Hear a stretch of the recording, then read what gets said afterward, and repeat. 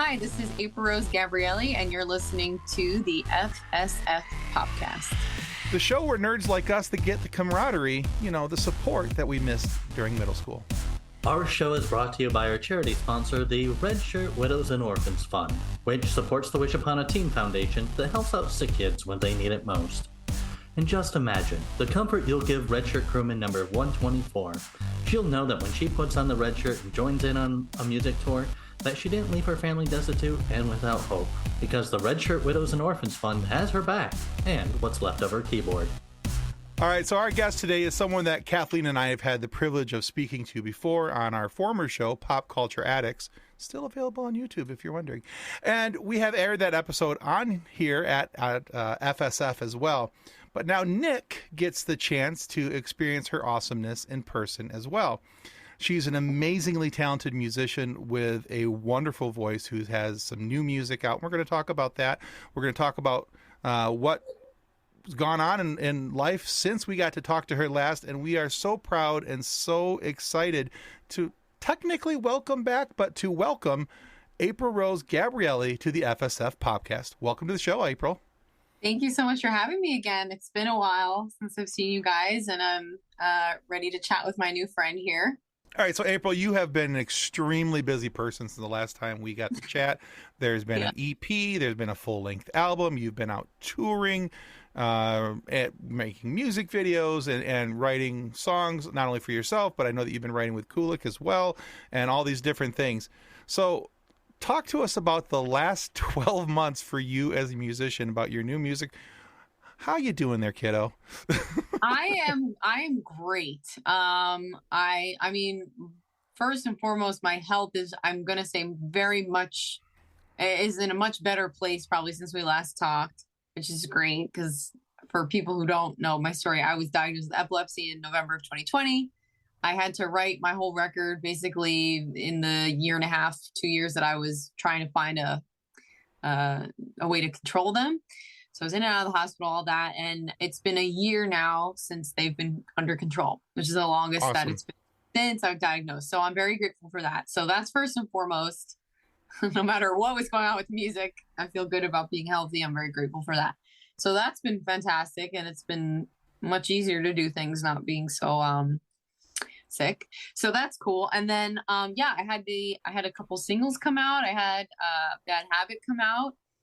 Which was the single in February of 2022 with a music video where I turned into a demigorgon. That was really fun to make with a couple of my friends. Then I had a single called Need a Break come out in around April. Then the EP came out with 6 songs, including the first 3 singles. And then, and then the album came out in August, only like last month and a half now. And it's a 17-song record. It's 12 songs, but the rest are interlude tracks. I think it's like 5 interludes on there. And it's all out. It's my first record. It's all my first songs. And now I'm kind of just hungover from that whole experience and trying to figure out, what worked, what didn't work. And me and Kulik just launched our very own production company. So we've been producing out of this room for a long time. And artists were coming to us being like, who did your songs? And we were like, we did them. So it kind of fell into our lap and we've just sort of been producing, mixing, mastering, writing with a ton of other artists. So we just officially, we did a soft launch on it like earlier this month. It's called The Pear. Cool. I don't know, the sign's not on. I should probably turn it on, but yeah. So The Pear as in the fruit. That's awesome. I was looking over. I'm like, I should have grabbed the CD. I have your CD. Oh, you do? My husband bought it. He just got his autographed copy in the mail last week. Who is your husband? John Loss. Oh my God. I was like wondering who this is. Oh my God. That'd be mine. Yeah, good. I was like, who is this guy? That's great. I was like, yeah, okay, cool. I was just looking for it. I'm like, where did it go? I would have put your name on it too. Yeah, because he was so he joined my Patreon, which is like super cool. I started a Patreon this year too, because I'm mostly doing all my own like funding and and just to build a community that's not like on TikTok would make it makes me feel better because I'm just trying to create longevity in what I do, and it's been really hard to do that in this era of media, which I'm sure you Right. guys totally feel the heat from too. Yeah. But yeah, so yeah, all my Patreons get little perks like that. I'll sign the CDs and send them for free and things like that. So It was so funny as I went out and got the mail, and I'm like, what is this from Pennsylvania? And he's like, it's a CD. I'm like, well, I can tell that it's a CD from the way that it feels in the package. where? I'm like, but whose? And like, he Yeah. got home and he opened it. I'm like, oh, that's so Yeah, cute. no, that's awesome. That makes me feel. I mean, it was cool either way if he's a stranger or not. But it's like I always just like to know, like I'm just trying to like, how did this person find me? Like, who is this? Blah blah. But So yeah, I want very to cool. I want to share a note with you real quick. This is from John, and John also does all the editing and producing here on our shows. And between him and Nick, they're our editors. But John said, talking about your album and about the interview tonight, he said it's a very solid album. All the instruments are clear and balanced. The writing is excellent. Easily one of my favorite releases so far this year. Wow, thanks, John. So, and I would tend to agree with him. It's an amazing album, and So there's a Thank you couple so tracks that I really appreciate and enjoy myself. They happen to be your releases so far, but I love the song "Bad Habit." That's the song I'll like if I'm working around the house, I'll put that on loop and just let it play, because I don't know, I like the rise and fall in a lot of the spots of the song, and I like the wordplay that you do in the song, and and for me that's always very cool. I love wordplay, and so when Me too. when somebody can work wordplay into a song, and I think we talked about this with your "Do You" song on Pop Culture Addicts about I loved the wordplay in that song as well, and I think that's one of the coolest bits about your writing is that you work in wordplay in very, very smart places, and I just think it's very well done. So Thank you. So being a public figure and being in the limelight, everything that you do falls under scrutiny at some point. And it sometimes causes people to judge your character. Like when you admit to buying jeggings. I was like, this sounds familiar. I saw your TikTok and I was laughing so hard because as a fellow fan of the stretchy pants, do you wish that you had bought them sooner? Yes. And you know what? I really I am totally like 100% contrarian, like counterculture. Like if everybody's doing it and everybody loves it, which there's a reason for always, I'm like, I'm not doing it. I'm not doing it. I don't care. I don't want to know. I don't want to hear about it. So it's like, it took me 10 years to watch The Office. Is The Office one of my favorite shows in the whole world? Absolutely. But it took me 10 years to watch it. Breaking Bad. Didn't watch that until fairly recently. Really great. Really interesting. All the things that everybody else has watched. I watched Polar Express. It came out in like 2004. I watched it last year. Like, and all these things are great. But yeah, then the other day I'm like, okay, like I work from home. I work at a desk all day here. There's no reason for me to be wearing a lot of tight pants. And I'm like, oh, I mean, maybe. I'm like, I wish I could just look really great, but not feel like how I look, if that makes sense. Like, like not being all tightened up. So I was like, And I'm like, oh my God, jeggings. Do I do it? Like, no one's doing it now. Or like, if they are, it's secret. So it was safe enough for me to do it. And once again, I just should have done it when everyone else was doing it, but I will never learn. So yeah. Yep. I got jeggings. And I knew that my true groupies know that I have completely verbally abused the wearers of jeggings. I've been like, what are you doing? Wear jeans, wear leggings, don't do both. I'm joking, but it's like, you know what I mean? I just I'll always find a way to like be counterculture for some reason. I like really need to fix that, because if I have kids that are doing that, I'm gonna be like, can you just relax? Right. Like, just enjoy life, wear the jeggings, See, and it's funny is I am not only am I a fan of just comfortable pants in general, I actually have multiple pairs of name brand pajama jeans. Of all things, pajama jeans. So that's not jeggings. They are not. They look like jeans, but they're almost flannelly on the inside, but they have a drawstring waistband.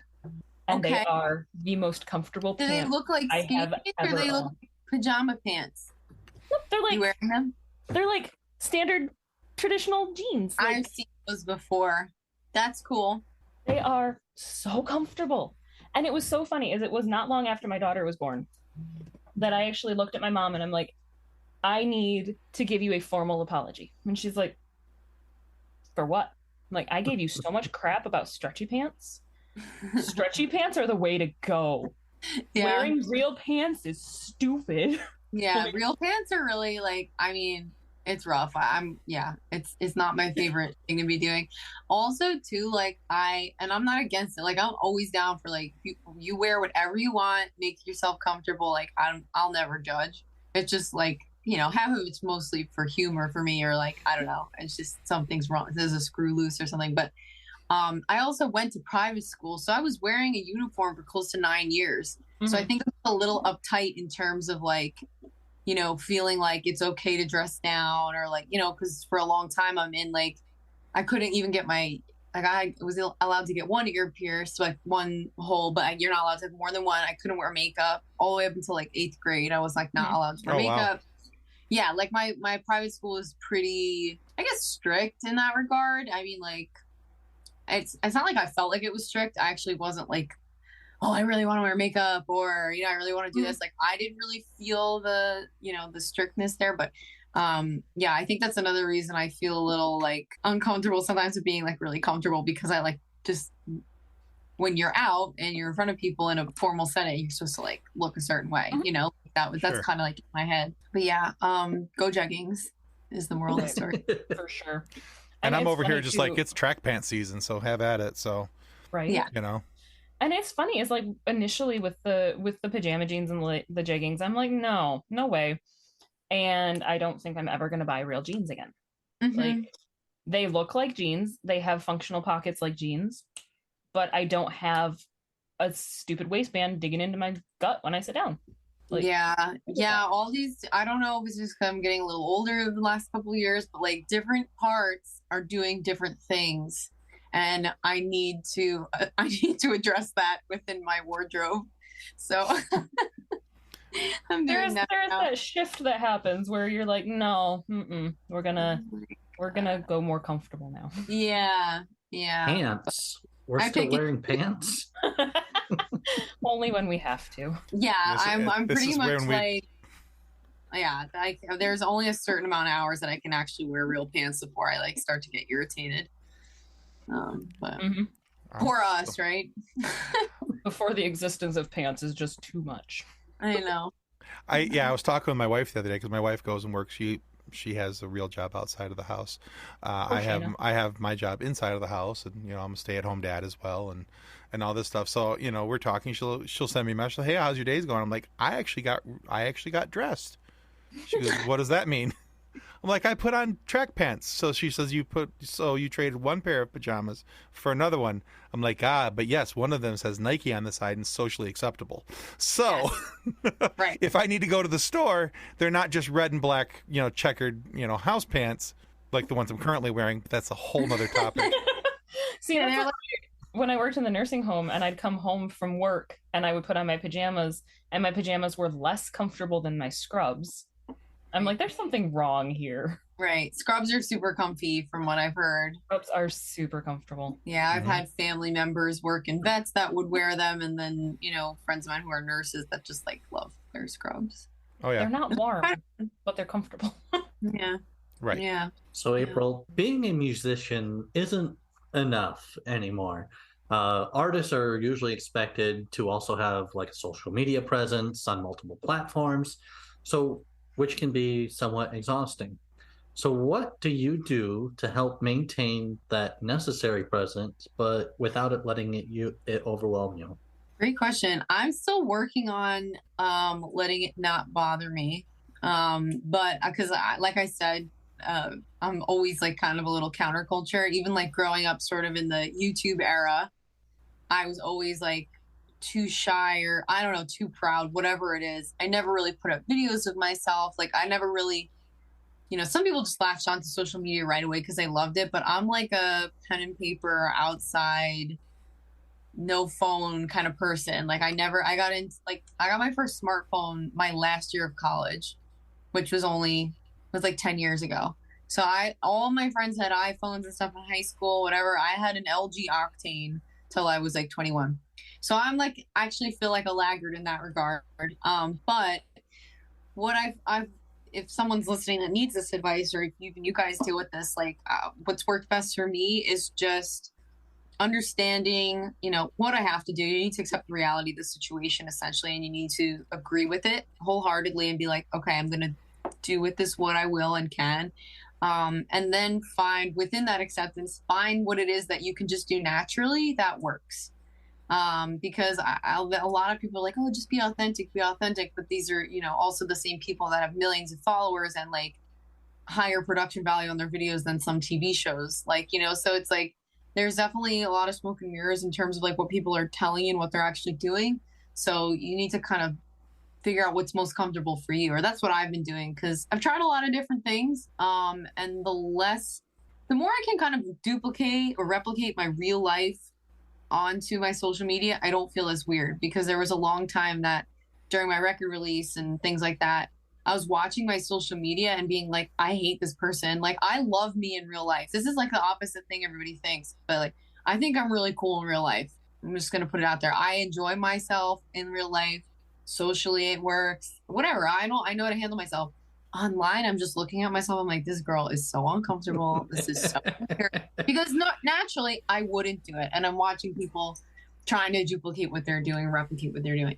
So I'm thrilled that you brought up the jeggings video, because I had that actual moment in my mind. I'm like, should I tell anybody that I bought jeggings? Do I? Whatever. And I thought, you know what? If I had a friend in the room right now, like, this is what I would do to them. So like, I think this would be a funny TikTok moment. Whereas like, and it worked. People thought it was funny, and it's not my music, but I interchange like silly little funny, sarcastic things with actual videos of me singing rather than me in my bedroom. Like, I just like prefer the organic stuff, but yeah, I'm still working it out, to answer your question. And it is overwhelming, but you kind of just have to like realize that you don't like work in the emergency room. Like, there are no lives at stake. You just, at the end of the day, even if you're one of the most popular artists in the world, you're always going to be wanting to do more and be more. So it's like, you just have to get used to the fact that there's sort of, you're chasing something that might not ever, get where you want it to be. So you just have to kind of enjoy what you're doing in the moment and let go. Just let go. It's okay. Let go. But I'm also actively working on not ever being on social media. So it's kind of like a double-edged sword. I don't really know what I'm going to do. But yeah, we'll see. It's tough. It's tough for me. Some people really like it. I'm kind of like, don't know what to do with my face and stuff. Well, yeah, I get that. And so for me, I started doing a TikTok account, and I was starting making TikToks and all these different things. And I got to the point where I don't like it. I don't like making TikToks. And so I've stopped pretty much. Yeah, good for you. It's just, I'm uncomfortable with it. It's because the person that I'm portraying, I think, is the same thing that you were feeling, perhaps, is that it wasn't me. That wasn't my personality that was coming through. I was trying to be something, do something, where it's not like where I'm talking to somebody on an interview. I get to be myself in this when I'm talking to you and sitting down, and because it's an interaction, it's a social interaction. And I feel like it's something completely different. Now, however, I do very much enjoy Twitter. Right. I like Twitter because, again, it's the interactions and things like that. I hate Facebook. I hate Instagram. Yeah. Facebook and Instagram they're just horrible to deal with. Facebook is terrible. Instagram, I'm most used to. Like, that was the first social media platform I was like really into. So I think I'm just like used to it. But yeah, like, I don't know. Yeah. TikTok, like what you were saying about the social element, it's like, I need people to bounce off of. If I'm in a room alone, it's like, I'm just going to like, I don't know. I'm in personal, like I'm in deep thought or just thinking, so, and it's not usually funny. Yeah, right. And so it's just like, I don't know. I need, you're like, oh, well, you're so funny. Do something funny. I'm like, I'm only funny like when people give me like, when there's an opportunity to be funny, like in real life. Like, why am I going to create a circumstance it's going to show? But yeah, exactly. Yeah. So two things. I think your advice was really good, very solid. And number two, I had to look. This is the second thing I've had to Google tonight. I didn't know what an LG Octane was, but you can still get one on eBay for $12.99. just in case you're wondering. Oh, lovely. Okay. Well, with a 4.5 star rating. Just saying. So the phone was fantastic, but I had after I went to business school, in college, and like one of my first internships was like, oh, well, do you have email on your phone? I'm like, no, I have this. And they're like, you, if you want to work in music and media, you know, like you probably are going to be expected to like answer an email, like when you're not here, like, you know, have access to that. And I'm like, oh man, I'm like, really? So my mom and I like scrounged up, like, I don't know how much money, like a little bit to get a used Android. I still got made fun of because it was like the worst of the worst Androids, and it was like 15 years old or something. And then I finally got an iPhone. I don't actually remember when. It was like not monumental because I was just felt like I sold out. Fair enough. No, I love iPhones though, personally now. So you had the LG Octane. I had the LG Cosmos. So the other slide keyboard one. Like I had to look up which one it was. LG Cosmos. I also had, what is that? That one that closed and then flipped as well. I think it was. Yeah. That I was like, that was. I became a crazy texter on that phone. Yeah, the Cosmos. Yep. I may have also had this phone, to be completely honest. I don't know what. Wait, so what does the Octane look like? Octane opens, right? Yeah. I think so.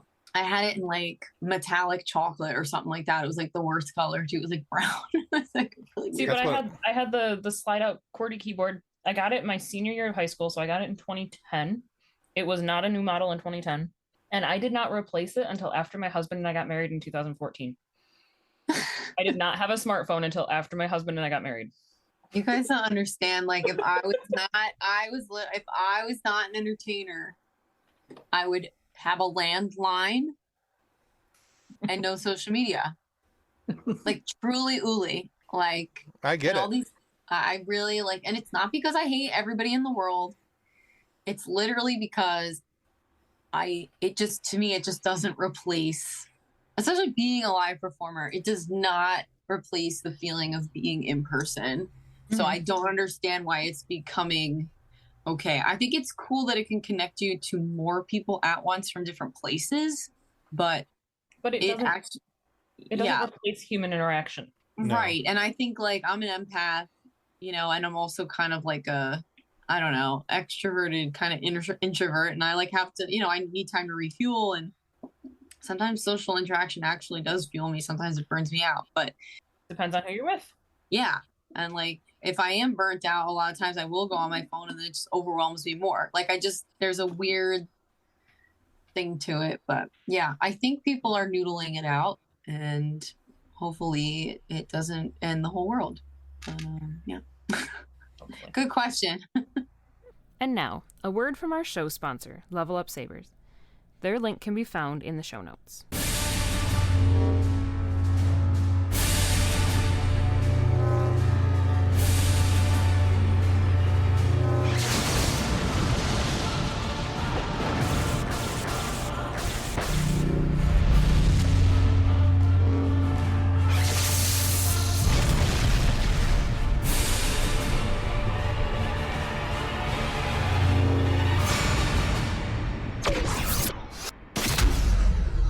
All right, so we talked about some of your music to get started here, and we talked about, you know, Do You and Bad Habit, but the newest single, I Woke Up Alive. Now, it's a very powerful tale about your health struggles, and you mentioned some of that in the beginning. Now, I have to be honest with you, I don't think I've made it through the entirety of the video. It's a very hard video for me to watch because it was a little too close to home in regards to my own daughter's health struggles, and so I love the fact that you did put a trigger warning on the beginning of it for people and what they were going to be seeing and all those things, because it is a very hard hitting song. And the video, I tried to make through it today and I didn't. That video brings me to tears. It's okay. It brings me to tears every single time I watch it. Made me cry. Yeah, it's very intense. Yeah. So you mentioned that you're feeling better and that you're doing better and everything, but take us through the process of actually putting that video together and how, you know, was that difficult for you to do because of having to look back on that period of your life? Yeah, I mean, well, I edited the whole thing. My partner took, 99% of the footage. The live footage was done by a couple friends. But I cried a lot editing it. and I edited it for days, and I was sending different cuts back and forth to one of my team members, and yeah, it actually helped me process it, because by the end of the video, like any creative thing that you work on, you start to just live with it, and it's like not as shocking. So when I was finally sending it to people after kind of being a little muted from it, I was like, I just even hearing the way you guys react to it is like, oh shit, that is like out in the world for people to see now. And it was twofold. It was really, I didn't really want to be that vulnerable and show people all of that, because I mean, it's definitely not sexy footage. It's like I'm looking at my worst. There's hospital stuff. It's not cool. It's COVID. But I did find in sharing like that I had epilepsy, people just did not even and I definitely did not understand before I acquired epilepsy. I did not understand the intensity of epilepsy, of the disability. So I thought that it would be important to at least be like, yeah, I'm fine some days, but this is when it looks like when it's not fine. And a lot of people have epilepsy and are not fine. Like I think I put it in the video, but there's over 1 million cases of uncontrolled epilepsy in the United States alone. And I'm sure there are very similar statistics with other illnesses and disabilities. And I just don't think there's enough visual components, especially in such a visual time, to really understand, like our understanding of what disabled or chronically ill is very, I think, narrow sighted. Like it's very narrow. I know mine definitely was. So yeah. And I know you definitely must understand that a whole bunch. So I just wanted to I didn't know what else to, make the song to. I didn't have a budget for a music video. So I'm like, you know what, I'm just gonna tell the story as is. And quite frankly, I don't know if I would have understood what happened to me if I didn't have the video footage, because of all the blackouts and disorientations and the relearning and all this stuff. Like, I don't really know what I remember and what I saw in video now. It's kind of like childhood memories where you don't like, is it because I saw me at that Christmas, or do I really remember that Christmas video, Right. So, a lot of it, I processed it and kind of relived it a bit, but there was, a lot of gratitude having been able to edit the video, 7 or 8 months after the last hospital visit, so yeah, really interesting experience. I'm sure. Really, all of it. Really, yeah. It's a really powerful video, though. It's a Extremely. really cool video. And I will admit that I didn't get as teary-eyed like I usually would, and I don't know why. It didn't hit me today. I'm sure the next time I watch it, it probably will. Doesn't have to. Sometimes I get numb with that stuff, where I'm just like frozen, Yeah, and I think like I was looking at it with I talked to her after this. I talked to her after she did all of this. I know that she's okay. I have that confirmation that she made it through this, that she came out stronger. And I actually watched it with being very, very proud of you. Right. It was look at the cool, look how cool she is. Look at all the things she went through and look what she's accomplished. Right. That's awesome. Yeah. That's also a part of it. Cause people, I'd be like, I was in one of the first clips in that video. It was like my first show as a solo act. And 4 days before that, I was in the hospital. I didn't tell anybody, Right. So it's like, I'm part of that. Like, I think that was ballsy, that I did that. Like, I was like, but I have to do it, so it's like, there's that takeaway too, where it's like, I think it's important to do things that might make you uncomfortable, obviously without endangering you. But, my family was there. My partner was there. I wasn't that far off the ground, and I usually get warning signs anyway, so I know how to handle things if it were to go down, so to speak. But yeah, and also, I sorry. No, you're fine. Go ahead. Signing your contract in the hospital, that's just so BA. That is so cool. With you are so determined, you're going to do this. Are you kidding? Yeah, I'm lucky my partner actually also had previously gotten a publishing deal, because I was totally not well enough to be knowing really what the hell was going on, but I already had agreed to sign it the day before. The whole plan was to sign it the next day, with everybody. So it was already kind of halfway done. But yeah, I mean, you wait lifetimes to get acknowledged like that. Like it would have taken everything for me not to sign that, you know? And I think one of the nice things of what you just said is that, you know, talking about your experience is that I think that the population at large does have a very narrow view of what chronic illness looks like. Because, you know, even with my daughter who battles Guillain-Barré syndrome and fibromyalgia, you know, the people don't understand that one day she's going to look like a perfectly normal 15-year-old girl out doing her things, living her life, and the next day she's going to be down for the count. Like this past weekend, we were at a small Comic-Con here in Michigan, and on Saturday she was running around having fun, looking like your normal average teenage girl. Sunday and Monday, she never made it out of bed. You know, just she was done, she was spent, and, you know, so I think that the understanding and putting it into focus in the way that you did, extremely brave to do that, to share a bit of you and a bit of you and a piece of you. I can combine bit and piece into pit. So there's that. Kind of like that. I was like, yeah, it is a pit. That just happened.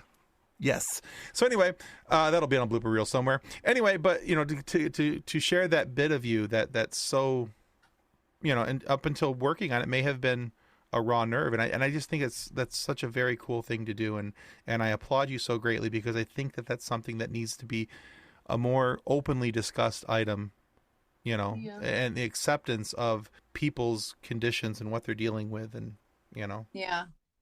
A lot of people don't have the ability to speak on behalf of what they're feeling too, you know? So it's like a lot of people don't like legitimately possess the ability to do so. And I know if I'd stayed over medicated in the state that I was this first 6 months, or like, I had no idea what was going on with me. Like my partner was, you know, totally my aide, my caretaker, you know? So it's, I feel so terrible for people who are unable to advocate for themselves for whatever reasons.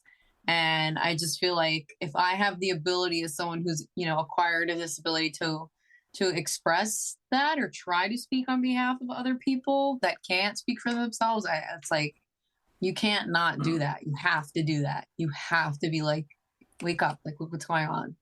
Yeah. Be more aware of what's going on around you, you know, even if you can't fully see it. But yeah, thanks.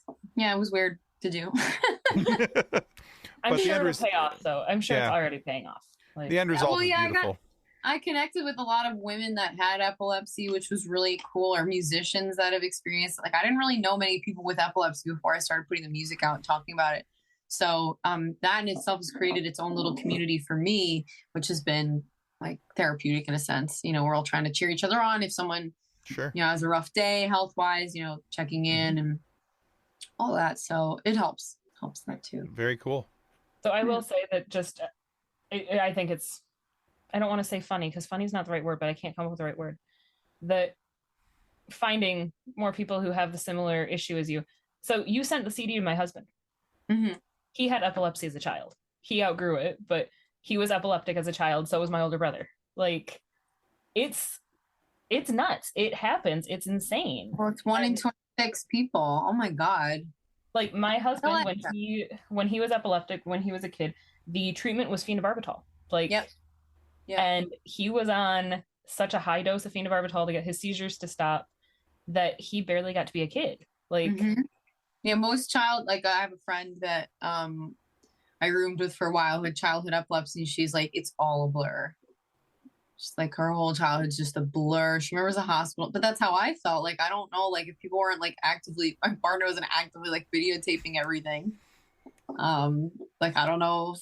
And that was literally just because that's how our relationship was. We videotaped everything. We take pictures of everything. We're always traveling, you know, and my family's not in PA. Like, I'm the only part of my family who's here. So, you know, it was also a way of like during COVID and during all these other things to like, you know, share with my family what was going on, or, you know, see if there was any patterns in what we were finding, you know. So it's really strange the way it all came together. But that's crazy. That's crazy. It's way more common than you'd think. Yeah, because it's one of those like invisible illnesses, Mhm. Right. but also not. It's really interesting. Yeah. So I tried When to it talk. makes itself visible, it's very, very visible. Oh, you betcha. Yeah. Oh, yeah. That's the worst part about it. Yes, it is. Yeah, April, it's you, okay. you Okay. mentioned at the beginning of the interview a little bit about your new endeavor, The Pair, which Yes. is fantastic. Congratulations. That's super exciting. Thank you. So, you are now offering a variety of music production, songwriting, mixing, mastering, and label services to other musicians. Mm-hmm. So, what inspired the creation of this new enterprise, and what sets The Pair apart from other similar services? I have been an indie artist and building my own career up from, not literally knowing anything since I was about 18. And prior to that, I had written and produced a full musical by the time I was 16 or 17. I think it was out by I was 17. So I already understood, the music business or the entertainment business from a kind of a young age. And then I just started applying that to music. And only until recently when I actually signed with a label and signed with a publisher and got to see like what being an artist was in this sphere really was. I was like, oh, I do these things for myself already. Like I know, other than, funding is cool, but other than that, I'm able to execute most things that artists need to grow and evolve and develop. My partner's in a similar situation where, he's also been, pretty self-sufficient his whole life, making art, mixing, producing, playing every instrument, his whole existence too. Mhm. So, and we found ourselves collaborating on everything. He'd, be mixing a song on my wall, making his artwork. We do all of the photo shoots in house, like of each other, and I do the photoshopping, whatever. So the list goes on. So we realized between the two of us, we can, really support people who want to do unique things, especially when they're first starting out, because we feel like we can help people skip steps that we wish that we would have in the beginning. And the idea with The Pair that I feel like sets us apart from other people is we know what it's like to be an artist. We've both been in situations of feeling overpowered by producers or labels or not being heard as an artist. Because, there are other parts of being an entertainer, being an artist. It is a huge business. So business is not to be disregarded in that way, but, to really feel like your vision is being tapped into as an artist, I think makes the business side of things much smoother. And we just kind of want to support artists who are sort of already, focused on creating a vision and really bring that vision to life versus the vision of maybe, someone else. Because especially now, the way things are, you need to have a very strong vision for someone to want to invest in you, whether it be monetarily or just as a fan. And again, I feel like me and Jake learned all this stuff sort of on our own and just want to share it with people because there's tons of gatekeeping in the music community and a lot of communities, especially when it's really competitive. So, yeah, and we're just all homegrown. That's the way it is. And we want to support as many people as we can in, creating cool stuff from nothing. Awesome. So where did the name The Pair come from? So the studio originally started on Pear Street. There you and go. we're a pair, so it's fruit, so it's PEAR. And then we are a pair, two people of producers. So we thought The Pair. And, it just like a lot of studios and a lot of like music industry type products are very like everything. Well, actually, he built his desk, so it's like different over there. But a lot of gear, there's like not many color choices. It's very dark. It's very sleek, very intimidating. A lot of ego. So we wanted to choose a color scheme too that was like not typical of a music business. So we thought like something that looked more almost like homey and warm and like fresh. Like a pear, like a farm, because the hope is at some point we will grow the studio and put it separate location on a farm. So it's basically like a getaway for artists and they can stay there and it'd be cool. Just like a full on just getaway experience that they don't have, they don't, because we like are aware that we're not in New York, we're not in Nashville, we're not in LA. So, to come out here from those places, if you're really pursuing your art, it's going to be an expense. It's going to be a big, sacrifice, but the sacrifice pays off when you get to be in the middle of a beautiful place making good art, and you can sleep there too. So yeah, make it a draw. Like trying to make an all inclusive, like emotionally, spiritually, and artistically supportive experience. That's so cool. I love that. Very cool. Yeah, Thanks. very cool. Tell your friends. Yeah. Any of them that listen to the podcast will know. Yeah. If I have any. We make music. We can pretty much do anything. I'll bring it on. That is super awesome. Cool. I was thinking you guys would grow a pear tree and then build like the thing up in the tree, so you have like a clubhouse and a pear tree. Also not out of the question. We definitely want to grow a couple of pear trees on the property. It's like literally a conversation. Like it's not even a joke what you're saying. Oh, that's cool. But doing a house in it is a cool idea. That's a cool idea. Or some sort of, Like the studio is up in the pear tree. Have fun getting your drums up there, but as long as there's a random partridge in there as well. Right, of course. Oh boy. Yeah, of course. But yeah, that's the pear. We're super excited about it. Cool. It feels a lot less personal than like a artist project where you have to be like, yeah, I'm really cool, blah blah. Like it's kind of cool to be like, we're cool and our artists are cool. It feels a little bit more community driven, which is nice. Mm-hmm. The notes on the back of I Woke Up Alive say the album was performed by you. We know that you sing and play the piano. Did you play any other instruments on the album, or were those handled by Kulik and Kevin? Or other producers? Yeah. So it's just me, Kulik, and Kevin on the record in terms of instrumentalists. But yeah, I sang everything. I played all the piano. I do a lot of like the string parts. All the vocal arrangements. I do some of the drum patterns too. The guys mostly play guitar and bass. I like a lot of the times what will happen is because those like guitar and bass are not like my specialties in terms of just recording them, I'll play parts or kind of emulate what I want, and then they'll do it like for real. But I also love to do a lot of the synth programming and stuff like that. Like that's really fun for me. But yeah, it's mostly from my brain, and then those guys just totally like blew it up for me. Like they did so many cool things on there. But yeah, it's just us three. Very Let's cool. make it happen. Yeah. And now a word from our sponsor. Since 1982, Vital Signs and Graphics has been helping professionals with all their image, logo, and design needs. Perhaps you're looking for signs and banners, truck and trailer lettering, business cards, brochures, or other image and marketing aids. Vital Signs and Graphics in-house design studio has you covered.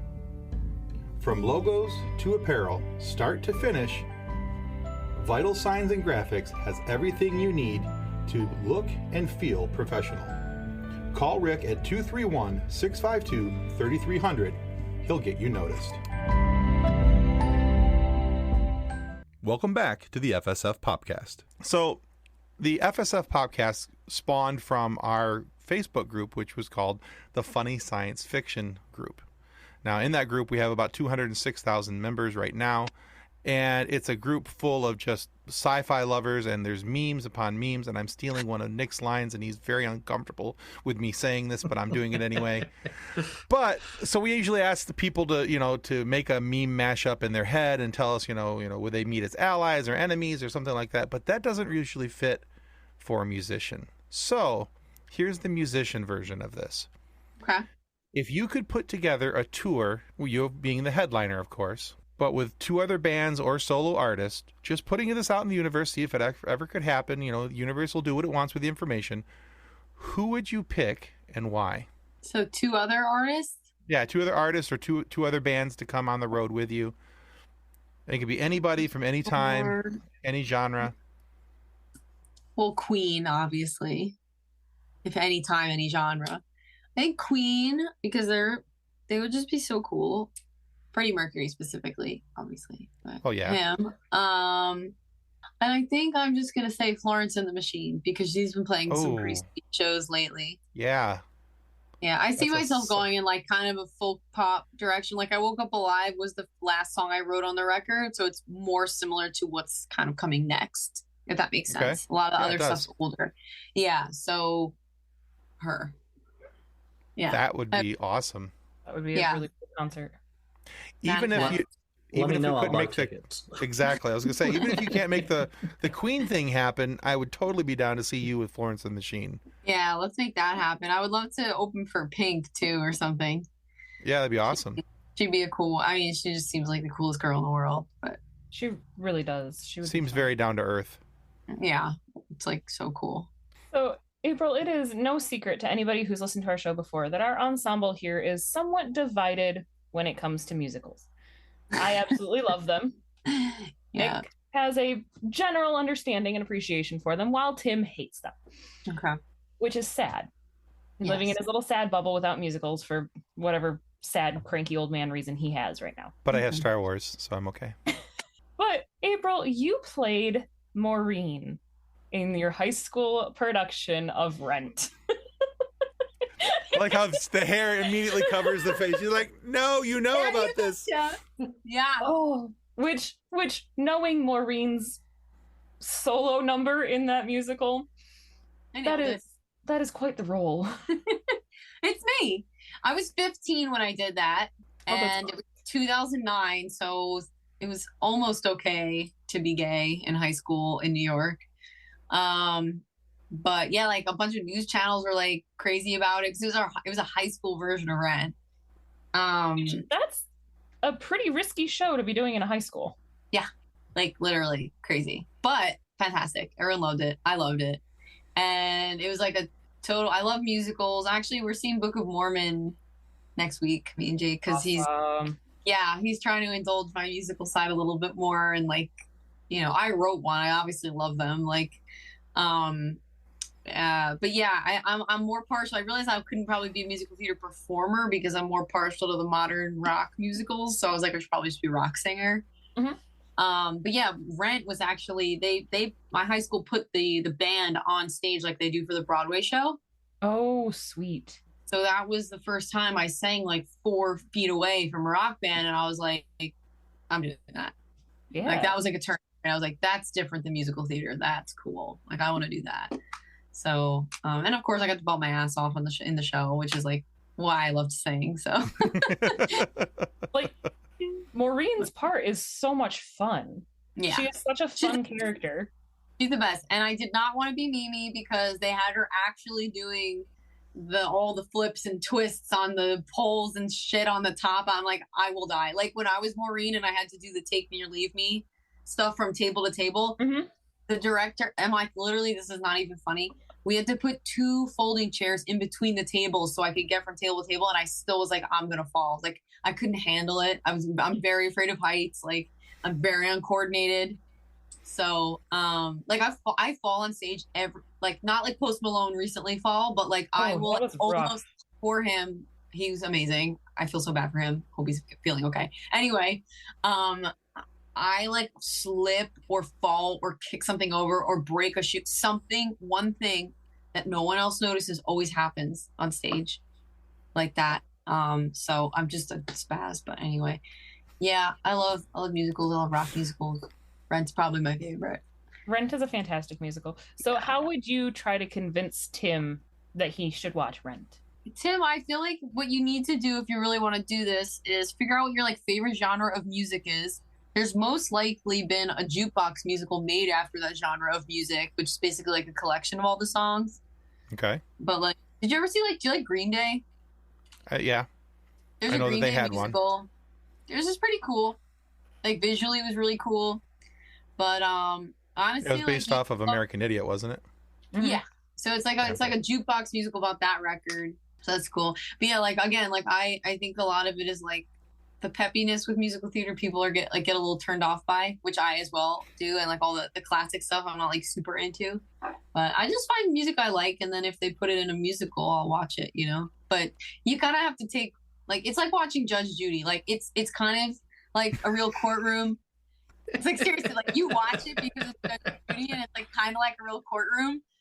But you need to like take what you're gonna get from it. Like it's obviously not a real situation. Like obviously they're not gonna break out into song in the middle of the AIDS crisis. Like I mean they basically did. That's why Rent was written. But like it's like you need to take what it is. You need to take it for what it is. It's gonna be like a fake courtroom, although it's entertaining. It's just a musical. Musicals do these things, but there's no reason why you can't enjoy it. Do you ever see Avenue Q, Tim? It's a little vulgar, but it's funny. Nope.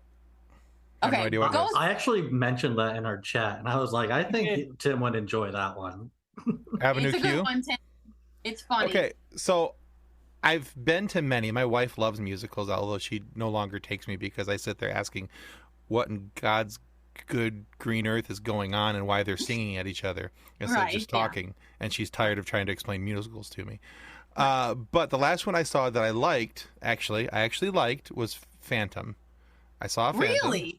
I enjoyed Phantom. And I do like the TV show on Apple called Schmigadoon. Those are the only two. Is that based off of Brigadoon? It's a parody of a lot of bunch different, musicals. yeah. Okay.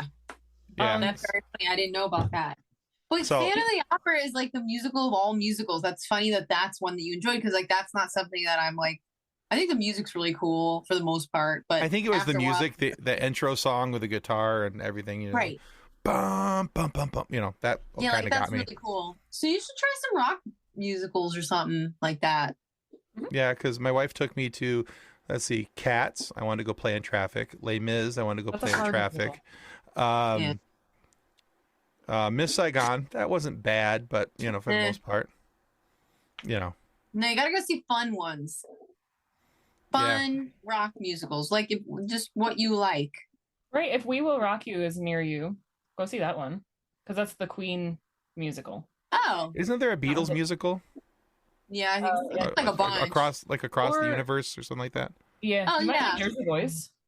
Jersey Boys is fun too. I saw Motown the musical. That was fun. I just love all that music, and the story was really interesting, actually. And in all reality, you probably would like the stage production of Lion King. Never seen that. It's funny you should mention that. The stage production of Aladdin was amazing. Like the treasure area, what was that called? The Forbidden. Oh no. Yeah, whatever. It's Cave of Wonders. That was really fun, and like how they did things on the stage seemed very magical. I was like, how did they do that? Well, there you go. Because when I watch theater too now, I'm kind of like, I know how they did that. Mm-hmm. But when you don't know, it's when it's the best to me. I think why Lion King would get you. I mean, I don't know what your opinion is about the movie of Lion King, Tim. Oh, I love Lion King, and it's funny you should mention it because in January we're probably going to go see it. I was going to say, are you going or not? I've been told I am. Because of the puppetry and the costuming in that one, I think you'll really enjoy that one. That one's really cool. Yeah. I saw that in Toronto in 2003. See, now in the animated version, I sing along with the songs. I'm not going to lie. Yeah. I was completely just mesmerized by it, because it is all of the costuming is all the African tribal look, and it is so beautiful. It is so incredible. And the beginning of the show, when the animals are all showing up for Simba, they walk down the aisles around you. And it's like you're suddenly in the middle of the savannah, and it's like, this is so cool. Interesting. Okay. I also love musicals, and it doesn't matter what I go see, I'm going to love it all. Well, that's great. Probably true. I grew up in a musical family. It's what happens. Yeah, right. I grew up with a mom who listened to Patsy Cline and Elvis, so it doesn't. My parents met doing community theater. It's just. Oh. My grandma was an opera singer. I was a spoon in Beauty and the Beast in my high school. It's just what I do. Yeah, of all things, I was a spoon, but it was still fun. It was a tuxedo and a giant spoon sticking out the back of it. And... Oh my God, the things we do for theater, I know, just the worst. I know. Dancing around on stage under stage lights in a tuxedo is the worst. Yeah, my first recital costume when I was a dancer when I was 3, I was a bubble. I was a bubble, a straight up bubble. And then I saw the older girls dancing to Michael Jackson. I was like, why am I not doing that? And I was like, it's because you're 3. It's on tape. We have a whole piss that I'm not dancing like a bunch of teenagers. I'm like, but I want to do that. And I was like, well, you're young. So she waited to put me back in dance. And then sure enough. But you'd be a cute bubble. I was a great bubble. I mean, I was literally the best bubble in the bunch, but I wanted to be like a rock star, like you okay? Are you okay? Like they were doing it was a Smooth Criminal. It was a Smooth Criminal. I'll never forget it. I was like, seriously, I remember the feeling of like seeing the costumes they were wearing, which were so cool, and then hearing the music. I was like, why? I want to do that. I love So, it. Yeah. April, many artists like a certain medium or style that they tend to gravitate to. So I'm wondering, like, the process of like how you found your sound, or the process, like, did the lyrics come before the music, or did the music come after the lyrics? It's always different. I'm still trying to figure out how to write. Sorry, were you in the middle? No, I He was just realizing that he asked the same thing 2 different ways. It's not gonna matter because, quite honestly, I have no idea what I'm doing. So you're already way ahead there. But no, like in terms of writing, like it always changes. Like I just have to be. I said this the other day. I have to be attached to what I'm doing. So if I find a lyric that I'm obsessed with, I'll make it work because I love it. So if it comes first, like and it's just in a poem, I'll make that work. And then if I come up with a melody and I'm obsessed with that, I'll stick a good lyric in it, So it's just, I find myself writing mostly, piano and vocal. But, I've also been writing the tracks that I make and tracks that my friends make too. So I guess like the bottom line is I just need to be attached to something that plants the seed of being like excited about it. And then it will go usually. All right, cool. Yeah.